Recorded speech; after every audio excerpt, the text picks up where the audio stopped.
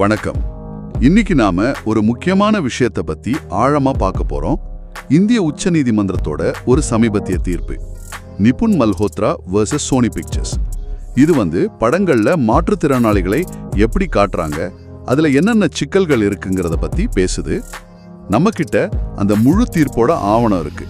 Civil appeal number 7230 2024. நம்ம நோக்கம் என்னன்னா, இந்த கேஸ்ல என்ன பிரச்சனை, என்ன சட்ட வாதங்கள் வந்துச்சு, முக்கியமா அந்த கலை சுதந்திரத்துக்கும் மாற்றுத்திறனாளிகளோட கண்ணியத்துக்கும் நடுவுல கோர்ட்டு எப்படி ஒரு பேலன்ஸ் கண்டுபிடிக்க முயற்சி பண்ணுச்சுன்னு புரிஞ்சுக்கிறது தான். இது ஏன் முக்கியம்னு நீங்க கேட்கலாம். இது பேச்சு சுதந்திரம், மாற்றுத்திறனாளிகள் உரிமைகளை பத்தி பேசுது. அதோட மீடியா நம்ம பார்வையை எப்படி மாத்துதுங்கிறதையும் டச் பண்ணுது. சரி, வாங்க கொஞ்சம் டீப்பா இறங்கி பார்க்கலாம். முதல்ல இந்த கேஸ் எப்படி ஸ்டார்ட் ஆச்சு. நிபுன் மல்ஹோத்ரா இவர் தான் ஆரம்பிச்சாரு. அவர் ஒரு மாற்றுத்திறனாளிகள் உரிமை ஆர்வலர், ஆர்த்தோகிரிபோசிஸ் குறைபாடு உள்ளவர். அவர் சோனி பிக்சர்ஸோட ஆங்க் மிச்சோலின்னு ஒரு படம், அதோட ட்ரெய்லர் அப்புறம் அந்த முழு படத்துக்கும் எதிராக தான் கம்ப்ளைண்ட் பண்ணாரு. அவரோட கவலைகள் ஸ்பெசிஃபிக்கா என்னவா இருந்துச்சு? அவர் என்ன சொன்னார்னா, அந்த படத்துல மாலைக்கண் நோய் மாதிரி சில விஷயங்களை ரொம்ப தப்பா கேலியா காமிச்சிருக்காங்கன்னு. அது மட்டும் இல்ல, சில கேரக்டர்ஸ்க்கு வச்ச பேருங்க ரொம்ப இழிவா இருக்குன்னு சொன்னாரு. ஆமா, அந்த அல்சைமர் இருக்கிறவரை புலக்கட் பாப், ஆமா மறதி தந்தைன்னு, அப்புறம் காது கேட்காதவங்கள சவுண்ட் ப்ரூஃப் சிஸ்டம், பேஜ் சரியில்லாதவங்கள அட்கி ஹுய் கேசட், சிக்கிய கேசட்னு சொல்றது. இதெல்லாம் ரொம்ப காயப்படுத்துற மாதிரி இருக்குன்னு அவரோட ஃபீல் பண்ணாரு. கரெக்ட். அதோட படத்தோட கதையே ஒரு கல்யாணத்துக்காக குறைபாடுகளை மறைக்கிற மாதிரி இருக்கு. இது குறைபாடுன்னா மறைக்கணும், கேலி பண்ணலாங்கிற ஐடியாவை பரப்புற மாதிரி இருக்குன்னு. ஸ்டீரியோடைப் இன்னும் ஸ்ட்ராங் ஆக்குதுன்னு சொன்னார் இல்லையா? மாற்றுத்திறனாளிகளை ஒரு காமெடி பீஸா காட்டுதுன்னு. அதேதான் அவரோட மெயின் வாதமே அதுதான். இதுக்கு சோனி என்ன சொன்னாங்க? அவங்க தரப்பு வாதம், சோனி இல்ல படத்தோட ஓவரால் மெசேஜ் பாத்தீங்கன்னா குறைபாடுகளை தாண்டி ஜெயிக்கிறது பத்தி தான். கேரக்டர்ஸோட ஸ்ட்ரென்த்தை காட்டுறோம், பரிதாபமா காட்டலன்னு சொன்னாங்க. முக்கியமா இது எங்களோட பேச்சு சுதந்திரம், கருத்து சுதந்திரம் கீழே வருது, அதனால இதுல தப்பு இல்லைன்னு வாதிட்டாங்க. ஓ, அப்போ ஒரு பக்கம் ஸ்டீரியோடைப் குற்றச்சாட்டு, இன்னொரு பக்கம் ஃப்ரீடம் ஆஃப் ஸ்பீச். இந்த முரணோட தான் கேஸ் ஹைகோர்ட்டுக்கு போச்சு. டெல்லி ஹைகோர்ட் என்ன சொன்னாங்க? ஹைகோர்ட் மல்ஹோத்ராவோட மனுவை தள்ளுபடி பண்ணிட்டாங்க. தள்ளுபடி பண்ணிட்டாங்களா? ஏன்? சில காரணங்கள் சொன்னாங்க. ஒன்னு, படத்தோட ஒட்டுமொத்த மெசேஜ் பாசிட்டிவ்னு சோனி சொல்றத மல்ஹோத்ரா பெருசா எதிர்க்கலன்னு கோர்ட் நோட் பண்ணுச்சு. ரெண்டாவது, படத்துக்கு சிபிஎஃப்சி அதாவது சென்சார் போர்டு யூ சர்டிபிகேட் கொடுத்திருக்காங்க. ஓ, எல்லோரும் பார்க்கலான சர்டிபிகேட். ஆமா. மூணாவது, ஏற்கனவே ஒளிப்பதிவு சட்டம் 1952 கீழே சில கைட்லைன்ஸ் இருக்கு. சோ இவர் கேக்குற பரிகாரங்களுக்கு போதுமான லீகல் பேசிஸ் இல்லன்னு ஹைகோர்ட் சொல்லிருச்சு. சரி, ஹைகோர்ட் கைட்லைன்ஸ் இருக்குன்னு சொல்லிட்டாங்க. அப்போ சுப்ரீம் கோர்ட் கிட்ட வரும்போது அவங்க பல சட்டங்களை பார்க்க வேண்டியதா இருந்திருக்கும் இல்லையா? எந்தெந்த சட்டங்கள் இங்க முக்கியமா வந்துச்சு? ஆமா, இங்கதான் 2 முக்கியமான சட்டங்கள் சொல்ல போனா மோதுது. ஒன்னு, நீங்க சொன்ன மாதிரி அந்த ஒளிப்பதிவு சட்டம் 1952. இது சிபிஎஃப்சி சர்டிபிகேஷன் பத்தி பேசுது. இன்னொன்னு ரொம்ப முக்கியமானது, மாற்றுத்திறனாளிகள் உரிமைகள் சட்டம் RPWD ஆக்ட் 2016. இது ரெண்டையும் பேலன்ஸ் பண்ண வேண்டியிருந்தது சுப்ரீம் கோர்ட்டுக்கு. இந்த சிபிஎஃப்சி சர்டிபிகேஷன் ப்ராசஸ் எப்படி ஒர்க் ஆகுதுன்னு கொஞ்சம் சொல்லுங்களேன். அந்த UA எல்லாம். கண்டிப்பா எல்லா படத்துக்கும் ஒரு சர்டிபிகேட் வேணும். யூனா யூனிவர்சல், ஏனா அடல்ட்ஸ் ஒன்லி, UAனா பேரண்டல் கைடன்ஸ், Sனா ஸ்பெஷல் ஆடியன்ஸ். சிபிஎஃப்சி அதுக்கு கீழே இருக்க கமிட்டிங்க படத்தை பார்க்கும். சட்டத்துல செக்ஷன் 5B ஒன்னு இருக்கு, அதுல சில கைட்லைன்ஸ் இருக்கு. நாடு, பாதுகாப்பு, பொது ஒழுங்கு, கண்ணியம், அந்த மாதிரி விஷயங்களா? அதேதான். அதுல 1991 வந்த கைட்லைன்ஸ் இன்னும் ஸ்பெசிபிக்கா மாற்றுத்திறனாளிகளை தேவையில்லாம இழிவுபடுத்தக்கூடாது, சென்சிட்டிவா கையாளணும்னு சொல்லுது. ஆனா நீங்க சொன்னீங்களே RPWD ஆக்ட் 2016, அது வந்ததுக்கு அப்புறம் இந்த 1991 கைட்லைன்ஸை எப்படி பார்க்கணும்? அந்த புது சட்டம் என்ன பெரிய சேஞ்ச் கொண்டு வந்துச்சு? அதுதான் முக்கியமான பாயிண்ட் இங்க. அந்த RPWD ஆக்ட் 2016 மாற்றுத்திறனாளிகள் விஷயத்துல ஒரு பெரிய பார்வை மாற்றத்தை, ஒரு பாரடைம் ஷிஃப்ட் கொண்டு வருது. இது இயலாமையோட சோஷியல் மாடல் அடிப்படையில் ஆனது. அதாவது குறைபாடு பிரச்சனை இல்ல, சமூகம் போடுற தடைகள் தான் பிரச்சனைங்கிற பார்வை. ஓ, சரி சரி. இந்த சட்டம் சமத்துவம், கண்ணியம், பாகுபாடு காட்டாமை, முழுமையான பங்கேற்பு, பிரிவு 3 இதுக்கெல்லாம் ரொம்ப முக்கியத்துவம் கொடுக்குது. முக்கியமா நீங்க கேட்ட மாதிரி இது 1991 கைட்லைன்ஸ்க்கு பிறகு வந்த சட்டம். சோ இது லேட்டஸ்ட் உரிமை சார்ந்த சமூக அடிப்படையிலான புரிதலை காட்டுது. பழைய பார்வைகளை இது கேள்வி கேக்குது. இப்போதான் கேஸ் ரொம்ப இன்ட்ரெஸ்டிங்கா போகுது. ஒரு பக்கம் பேச்சு சுதந்திரம் ஆர்டிகிள் 1911A, இன்னொரு பக்கம் கண்ணியம் ஆர்டிகிள் 21, பாகுபாடின்மை ஆர்டிகிள் 15, அது போக இந்த RPWD ஆக்ட் வேற. இது ரெண்டும் மோதுதே. சுப்ரீம் கோர்ட் இதை எப்படி பேலன்ஸ் பண்ணாங்க? கரெக்ட்.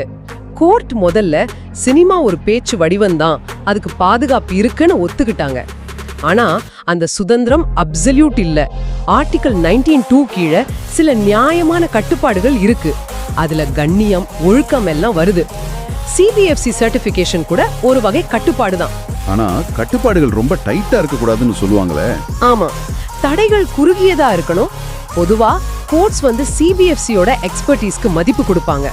அப்புறம் படத்தோட அங்கங்க இருக்கிற சீனை மட்டும் பார்க்காம மொத்தமா படம் என்ன சொல்ல வருதுன்னு பாப்பாங்க. ஆனா இந்த தீர்ப்புல ஸ்டீரியோடைப்பிங் பத்தி ரொம்ப டீப்பா பேசுறாங்க. அது எப்படி இந்த பேச்சு சுதந்திரத்தோட கனெக்ட் ஆகுது?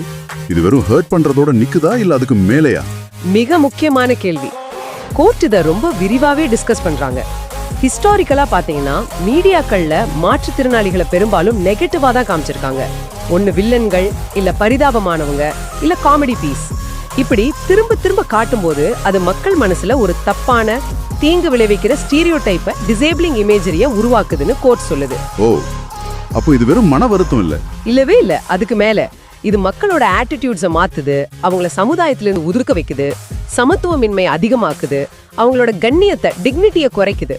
கோர்ட் இத ஆர்டிகல் 15 பாகுபாடின்மையோடையும் அனுஜ் கார்க், நவ்தேஜ் ஜோஹர் மாதிரி முக்கியமான பழைய கேஸ்களோட லிங்க் பண்ணி பாக்குறாங்க. RPWD சட்டத்தோட நோக்கமே இதை தடுக்கிறது தானே சொல்றாங்களா? எக்ஸாக்ட்லி. அந்த சட்டத்தோட நோக்கமே இந்த மாதிரி ஸ்டீரியோடைப்ஸை எதிர்த்து போராடுறது தான் கோர்ட் தெளிவா சொல்லுது. சரி, காமெடிக்கு வருவோம். அந்த படம் ஒரு காமெடி படம்னு சொன்னாங்க. எல்லா காமெடியும் தப்பா இல்ல இதுல ஏதாவது வித்தியாசம் இருக்கா? ஆமா, கோர்ட் இங்க ஒரு முக்கியமான வேறுபாட்டை சொல்றாங்க. ரொம்ப நுணுக்கமானது. ஒன்னு இயலாமை நகைச்சுவை, டிசபிலிட்டி ஹியூமர். இன்னொன்னு இயலாமையை ஏற்படுத்தும் நகைச்சுவை, டிசேபிளிங் ஹியூமர். இது ரெண்டுக்கும் என்ன வித்தியாசம்? முதல் வகை, அதாவது இயலாமை நகைச்சுவைங்கிறது பெரும்பாலும் மாற்றுத்திறனாளிகளே அவங்களோட அனுபவங்களை வச்சு ஸ்டீரியோடைப்ஸை உடைக்கவோ அவங்க கதையை சொல்லவோ யூஸ் பண்றது. அது ஒரு விதத்துல எம்பவரிங்கா இருக்கலாம். ஆனா ரெண்டாவது வகை இயலாமையை ஏற்படுத்தும் நகைச்சுவைங்கிறது அவங்களை இழிவுபடுத்துறது, கீழ்த்தரமா காட்டுறது, அவங்க மேல இருக்கிற தப்பெண்ணங்களை இன்னும் ஸ்ட்ராங் ஆக்குறது. இதுதான் ப்ராப்ளமேட்டிக். அப்போ கான்டெக்ஸ்ட், இன்டென்ஷன் எல்லாம் முக்கியம். ரொம்ப முக்கியம். சூழல், நோக்கம், ஒட்டுமொத்த மெசேஜ். குறிப்பா ஏற்கனவே ஒடுக்கப்பட்ட ஒரு குழுவை டார்கெட் பண்ற பேச்சு, அது காமெடியா இருந்தா கூட அது தப்பெண்ணங்களை அதிகப்படுத்தி அவங்கள இன்னும் வீக் ஆக்குச்சுன்னா அதுக்கு பேச்சு சுதந்திர பாதுகாப்பு கிடைக்காதுன்னு கோர்ட் சொல்லுது. இது கவனிக்க வேண்டிய பாயிண்ட். இன்டர்நேஷனல் லெவல்ல இதுக்கு ஏதாவது கைடன்ஸ் இருக்கா? நம்ம கோர்ட் அதையும் பார்த்தாங்களா? நிச்சயமா. இந்த தீர்ப்புல ஐநாவோட மாற்றுத்திறனாளிகள் உரிமைகள் மீதான உடன்படிக்கை CRPD பத்தி நிறைய பேசுறாங்க. இந்தியா அதுல சைன் பண்ணிருக்கு. CRPD ஹியூமன் ரைட்ஸ் மாடலை வலியுறுத்துது. சமத்துவம், பாகுபாடின்மை ஆர்டிகிள் 5. அதோட முக்கியமா விழிப்புணர்வை ஏற்படுத்துறது, அவேர்னஸ் ரேசிங் ஆர்டிகிள் 8. ஆர்டிகிள் 8 என்ன சொல்லுது? அது ரொம்ப முக்கியம். மீடியாக்கள் மாற்றுத்திறனாளிகளை பாசிட்டிவா காட்டணும், ஸ்டீரியோடைப்ஸை எதிர்த்து போராடணும்னு நேரடியாவே சொல்லுது.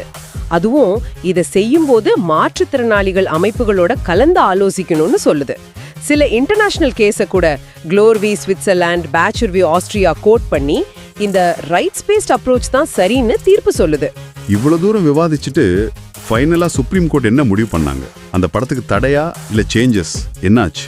இல்ல, கோர்ட் ஆங்க் மிச்சோலி படத்தோட சர்டிபிகேட்டை கேன்சல் பண்ணல, படத்துல சேஞ்சஸ் பண்ணணும்னு சொல்லல. ஓ அப்படியா? ஏன்? அதுக்கு ஒரு காரணம். சுப்ரீம் கோர்ட் ஹியரிங் அப்போ மேல்முறையீடாளர் நிபுன் மல்ஹோத்ரா கூட சர்டிபிகேட்டை கேன்சல் பண்ணணும்னு ரொம்ப தீவிரமா கேட்கல. அதுக்கு பதிலா சிஸ்டமிக் சேஞ்சஸ், அதாவது ஃபியூச்சர்ல இது மாதிரி நடக்காம இருக்க என்ன பண்ணணுங்கிறதுல தான் அவர் அதிக கவனம் செலுத்தினதா கோர்ட் நோட் பண்ணிருக்கு. அப்போ ஒரு கேட்ட சிஸ்டமிக் சேஞ்சஸ்க்கு கோர்ட் என்ன சொன்னாங்க? உதாரணமா CBFC கமிட்டியில மாற்றுத்திறனாளி எக்ஸ்பர்ட்ஸ் இருக்கணும்னு கேட்டாரு. ஆமா, அந்த கோரிக்கைகளை கோர்ட் பார்த்தாங்க. முதல்ல சிபிஎஃப்சி கமிட்டிஸ்ல மாற்றுத்திறனாளி எக்ஸ்பர்ட்ஸ கட்டாயமாக்கணுங்கிற கோரிக்கை. இதுக்கு கோர்ட் என்ன சொன்னாங்கன்னா, இப்ப இருக்கிற ரூல்ஸே, குறிப்பா 2024 ரூல்ஸ் தேவைப்பட்ட எக்ஸ்பர்ட்ஸை கூப்பிட வழி செய்து, சோ தனியா சட்டம் போட்டு கட்டாயப்படுத்த தேவையில்லைன்னு சொல்லிட்டாங்க. அதாவது அது ஒரு பாலிசி முடிவு, கோர்ட் ஆர்டர் போட முடியாதுன்னு சொல்லிட்டாங்களா? கிட்டத்தட்ட அப்படிதான். அது லெஜிஸ்லேச்சரோட வேலைன்னு. ரெண்டாவது, ஃபில்ம் மேக்கர்ஸ்க்கு தனியா கைட்லைன்ஸ் வேணும்னு கேட்டது. இதுக்கும் கோர்ட் ஏற்கனவே 1991 கைட்லைன்ஸ் டீடைல்டா இருக்கு, அது போதும்னு சொல்லிட்டாங்க. புதுசா கோர்ட் கைட்லைன்ஸ் கொடுக்கிறது சட்டமன்ற அதிகாரத்துல தலையிடுற மாதிரி இருக்கும்னு சொன்னாங்க. சரி, மூணாவதா சோனியே ஒரு விழிப்புணர்வு படம் எடுக்க சொல்லணும்னு கேட்டாரு. ஆமா, அதையும் கோர்ட் ரிஜெக்ட் பண்ணிட்டாங்க. ஏன்னா RPWD ஆக்ட்ல விழிப்புணர்வு பத்தி சொல்ற செக்ஷன் 7D அரசாங்கத்தோட கடமை பத்தி பேசுது. ஒரு பிரைவேட் கம்பெனிய இப்படி கட்டாயப்படுத்த முடியாது. அப்படி பண்ணா அது காம்பெல்டு ஸ்பீச் ஆயிடும். அது பொதுவா அலௌட் இல்லன்னு சொல்லிட்டாங்க. அப்போ கேட்ட பரிகாரங்கள் கிடைக்கல, ஆனா கோர்ட் சும்மா விடல, வேற ஏதோ முக்கியமா பண்ணிருக்காங்கன்னு சொல்றீங்க. கரெக்ட். அதுதான் அந்த தீர்ப்போட ஹைலைட்டே. அந்த குறிப்பிட்ட கேஸுக்கு தீர்வு சொல்றதை தாண்டி கோர்ட் இந்த வாய்ப்பை யூஸ் பண்ணி நம்ம கான்ஸ்டிடியூஷன், RPWD ஆக்ட் இதெல்லாம் மனசுல வச்சு இனிமே மீடியாக்கள்ல மாற்றுத்திறனாளிகளை எப்படி சித்தரிக்கணும்ங்கிறதுக்கு ஒரு விரிவான ஃப்ரேம்வொர்க்கை கொடுத்திருக்காங்க. ஓ, ஃப்ரேம்வொர்க்கா? அதுல என்னென்ன முக்கியமா சொல்லிருக்காங்க? அதுல பல முக்கியமான பாயிண்ட்ஸ் இருக்கு. சிலது சொல்றேன். 1, பேச்சு சுதந்திரம் இருக்கு, ஆனா அதுக்காக மத்தவங்களை, குறிப்பா ஒடுக்கப்பட்டவங்களை கேலி பண்றது, ஸ்டீரியோடைப் பண்றது, தப்பா காட்டுறதெல்லாம் அதுக்குள்ள வராது. குறிப்பா அது அவங்க மேல இருக்கிற தப்பெண்ணங்களை அதிகமாக்குச்சுன்னா. அந்த 2 விதமான நகைச்சுவை பத்தி சொன்னீங்களே? ஆமா, இயலாமையை ஏற்படுத்தும் நகைச்சுவை டிசேபிளிங் ஹியூமருக்கும் இயலாமை நகைச்சுவை டிசபிலிட்டி ஹியூமருக்கும் உள்ள வித்தியாசத்தை புரிஞ்சுக்கணும். முதல் வகை தப்பு. அப்புறம் ஒரு படைப்போட ஒட்டுமொத்த மெசேஜ் முக்கியம், ஆனா அந்த மெசேஜ் அடிப்படை உரிமைகளை மீறுச்சுன்னா அது பாதுகாக்கப்பட்ட பேச்சு இல்ல. வார்த்தைகள் பிரயோகம் பத்தியும் சொல்லிருப்பாங்களே? கண்டிப்பா. முடம், ஊனமுற்றோர், பாதிக்கப்பட்டவர், இந்த மாதிரி இழிவுபடுத்துற, களங்கம் கற்பிக்கிற வார்த்தைகளை யூஸ் பண்ணக்கூடாது. மெடிக்கல் விஷயங்களை முடிஞ்ச வரைக்கும் சரியா காட்டணும். அப்புறம் ஒரே மாதிரி காட்டாம. ஆமா, ரொம்ப பரிதாபமாவோ இல்ல சூப்பர் பவர் கொண்ட சூப்பர் கிரிப்பிள்ஸாவோ காட்டாம அவங்களோட நிஜமான பலதரப்பட்ட அனுபவங்களை, பன்முகத்தன்மையை காட்டணும். முக்கியமா எங்களை பத்தி எதுவும் நாங்கள் இல்லாம இல்ல அப்படிங்கிற கொள்கை. அதாவது அவங்கள பத்தின விஷயங்கள்ல அவங்க குரலுக்கு, ஆலோசனைக்கு முக்கியத்துவம் கொடுக்கணும். இது CRPDயோட ஒத்து போகுது. அதேதான். அப்புறம் மாற்றுத்திறனாளிகள் அமைப்புகளோட சேர்ந்து வேலை செய்யறது, மீடியா ஆட்களுக்கு சென்சிடைசேஷன் ட்ரைனிங் கொடுக்கறது, இதெல்லாம் என்கரேஜ் பண்றாங்க. அப்போ சுருக்கமா சொன்னா, படத்துல மாற்றம் இல்லைன்னாலும் இந்த தீர்ப்பு ஃபியூச்சருக்கு ஒரு பெரிய கைட்லைன் கொடுத்திருக்கு. இந்திய மீடியாக்கள்ல மாற்றுத்திறனாளிகள் சித்தரிப்பு, அவங்க உரிமைகள் பத்தி ஒரு தெளிவான நிலைப்பாட்டை சுப்ரீம் கோர்ட் எடுத்திருக்கு. பேச்சு சுதந்திரத்துக்குள்ளேயே கண்ணியத்தையும் சமத்துவத்தையும் வலியுறுத்தி இருக்கு.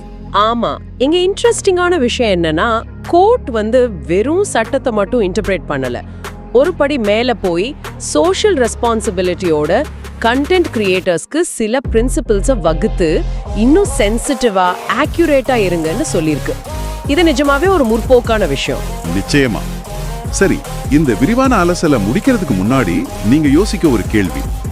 இந்த கோர்ட் கொடுத்த ஃப்ரேம்வொர்க் நிஜமாவே ஃபியூச்சர்ல வர்ற படங்கள்லயும் மீடியா கண்டென்ட்லயும் ஒரு மாற்றத்தை கொண்டு வருமா?